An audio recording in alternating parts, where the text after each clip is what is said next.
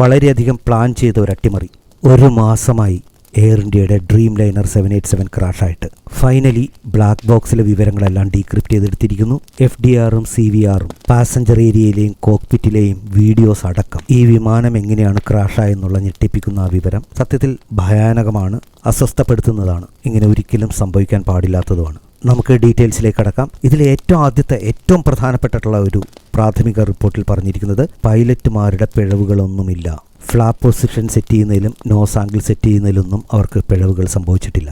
അവരുടെ കൺട്രോളിനും അപ്പുറത്തായിരുന്നു ഈ കാര്യങ്ങളെല്ലാം സംഭവിച്ചത്. അതുപോലെ വിമാനത്തിൽ കണ്ടാമിനേറ്റഡ് ആയിട്ടുള്ള ഫ്യുവൽ അതൊരു പോസിബിലിറ്റി ആയിരുന്നു. അതും അല്ല കാരണം. ഡൽഹിയിൽ നിന്ന് പുറപ്പെട്ട ഈ വിമാനം അഹമ്മദാബാദ് എയർപോർട്ട് വന്ന് ഏതാനും മണിക്കൂറുകൾ നിർത്തി അവിടെ കുറച്ച് പാസഞ്ചേഴ്സ് ഇറങ്ങുകയും പുതിയ ആളുകൾ കയറുകയും ചെയ്തു. അവിടെ വെച്ച് ഇന്ധനം നിറച്ചിരുന്നു. പക്ഷേ മേജറായിട്ടുള്ള ഒരു റിപ്പയർ, ഒരറ്റകുറ്റപ്പണികളും അവിടെ വെച്ച് നടന്നിട്ടില്ല. ഞാനിത് എടുത്തു പറയുന്നതിലൊരു പ്രധാനപ്പെട്ട കാരണമുണ്ട്. വിമാനത്തിന്റെ എൻജിൻ കൺട്രോൾ സ്വിച്ചിനാണ് തകരാറ് സംഭവിച്ചിരുന്നത്. ആരാണിത് തകരാറിലാക്കിയത്, എങ്ങനെയാണ് ഈ സ്വിച്ച് തകരാറിലായതെന്നല്ലേ പറയാം. അതിനു മുമ്പ് ഇതെങ്ങനെ മനസ്സിലായി, എന്തുകൊണ്ട് ഇത്ര സമയമെടുത്തു എന്ന് മനസ്സിലാക്കേണ്ടതുണ്ട്. ഒരു വിമാനത്തിന്റെ ബ്ലാക്ക് ബോക്സിൽ FDR അഥവാ flight data recorder, CVR cockpit voice recorder, ഇത് കൂടാതെ വിമാനത്തിന്റെ പാസഞ്ചർ ഏരിയയിലും കോക്പിറ്റിനുള്ളിലും നടക്കുന്ന സംഭാഷണങ്ങളും വീഡിയോസും എല്ലാം റെക്കോർഡ് ചെയ്ത് വെക്കുന്ന ഒരു സംവിധാനമാണ് ബ്ലാക്ക് ബോക്സ്.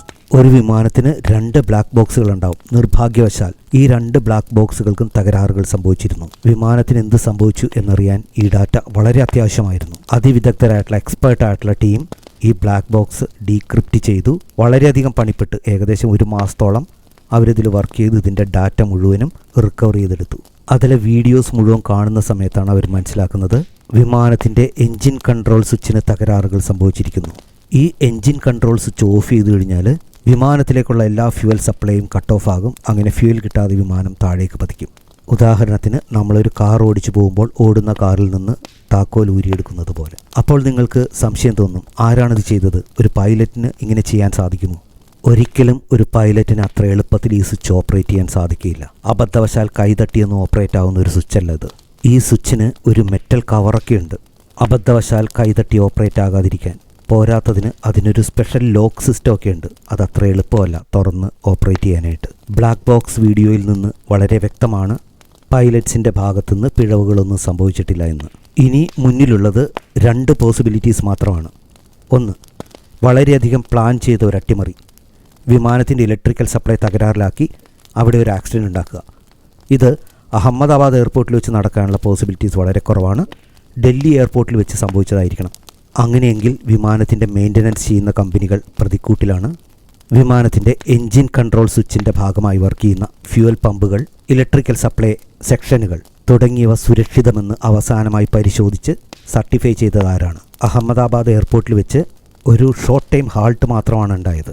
2, സ്വാഭാവികമായി ഇത് സംഭവിക്കാനുള്ള പോസിബിലിറ്റി 1 ബില്യണിൽ 1 മാത്രമാണ്. ഒരു എയർക്രാഫ്റ്റിൽ, അതും ബോയിങ് 787 ഡ്രീം ലൈനർ, ലോകത്തിൽ തന്നെ ഏറ്റവും സുരക്ഷയുള്ള യാത്രാവിമാനങ്ങളിലൊന്ന്. ഒരു വീടിന് വയർ ചെയ്യുന്നത് പോലെയല്ല എയർക്രാഫ്റ്റിലുള്ള ഇലക്ട്രിക്കൽ സിസ്റ്റംസും വയറിങ്ങുകളും. ഇതെല്ലാം ഓരോ ഫ്ലൈറ്റ് കഴിഞ്ഞാൽ ചെക്ക് ചെയ്ത് എൻഷുർ ചെയ്ത് സർട്ടിഫൈ ചെയ്യുന്നതാണ്. ഇതിൽ ഇൻവോൾവ് ചെയ്തിട്ടുള്ള തേർഡ് പാർട്ടി ഏജൻസിയുടെ പങ്ക് സംശയാസ്പദമാണ്, ദുരൂഹമാണ്. ഇതിനിടെ ഈ ഇലക്ട്രിക്കൽ തകരാറിനെ ശരിവെക്കുന്ന രീതിയിലുള്ള ഒരു വീഡിയോ ഇതിനു മുമ്പ് ഞാൻ ചെയ്തിട്ടുണ്ട്. ഞാനത് മുകളിൽ ടാഗ് ചെയ്തേക്കാം. ഒരു യാത്രക്കാരൻ ഡൽഹി എയർപോർട്ടിൽ നിന്ന് അഹമ്മദാബാദ് വന്നിറങ്ങുന്ന സമയത്ത് ഈ സെയിം എയർക്രാഫ്റ്റിൽ 2 മണിക്കൂർ മുമ്പ് വിമാനത്തിന് സാരമായിട്ടുള്ള ഇലക്ട്രിക്കൽ തകരാറ് റിപ്പോർട്ട് ചെയ്തിട്ടുണ്ട്. ടച്ച് സ്ക്രീനുകൾ വർക്ക് ചെയ്യുന്നില്ല, ഇടയ്ക്കിടയ്ക്ക് ഹാങ് ആയിക്കൊണ്ടിരിക്കുന്നു. ക്രൂ മെമ്പേഴ്സിനെ അല്ലെങ്കിൽ എയർ ഹോസ്റ്റസിനെ വിളിക്കാനുള്ള സ്വിച്ചുകളൊന്നും വർക്ക് ചെയ്യുന്നില്ല. ആകെ ഒരു ദുരൂഹത, ആ വ്യക്തി പലതവണ ഇത് ക്രൂ മെമ്പേഴ്സിനെ അറിയിക്കാനായിട്ട് ശ്രമിച്ചു, പക്ഷേ സാധിച്ചില്ല. അവരും തിരക്കിലായിരുന്നു. കാരണം വിമാനം ലാൻഡ് ചെയ്യുന്ന സമയത്താണ് ഇത്തരം കംപ്ലൈൻറ്റുകളെല്ലാം പറയാൻ ആളുകൾ വരുന്നത്. ദീർഘദൂരം ഇനി പറക്കേണ്ടതാണ്, ഇവിടെ നിന്ന് ലണ്ടനിലേക്ക് പോകേണ്ടതാണ്. ഒരു ഷോർട്ട് ബ്രേക്ക് മാത്രമേ ഉള്ളൂ. ഒരുപാട് കാര്യങ്ങൾ ചെയ്ത് തീർക്കാനുണ്ട്, അതാകാം കാരണം. പിന്നെ വേറൊരു കാര്യം, വിമാനത്തിൻ്റെ മേജർ പോർഷൻസ്, കോക്പിറ്റ് പോലെയുള്ള സ്ഥലങ്ങളിലുള്ള ഇലക്ട്രിക്കൽ സർക്യൂട്ട് എല്ലാം സെപ്പറേറ്റ് ആണ്.